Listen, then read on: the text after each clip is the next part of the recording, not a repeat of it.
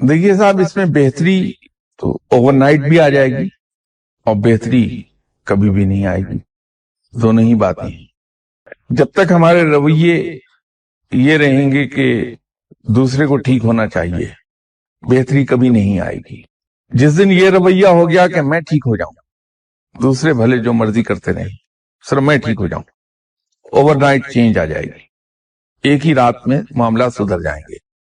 یہ تو اس کی سادہ سی بات ہے۔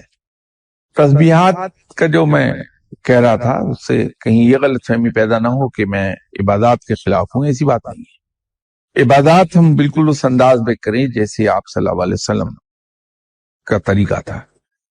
آپ صلی اللہ علیہ وسلم سے زیادہ عبادت گزار کون ہو سکتا ہے دنیا میں؟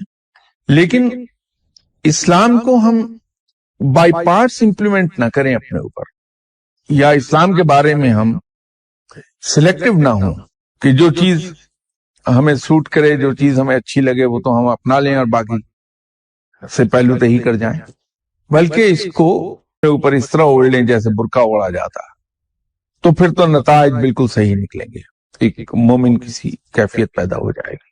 چونکہ عبادات سے ہمیں یہ فائدہ ہے کہ اس میں ہمیں کوئی قربانی نہیں کرنا پڑتی، لوگ دیکھ کے ہمیں نیک سمجھتے ہیں، ہماری عزت کرتے ہیں، ہمیں سلام کرتے ہیں، اس سے ہماری انا کو تسکین ملتی ہے، نفس پھلتا پھولتا ہے، تو ہم عبادات کی طرف جاتے ہیں۔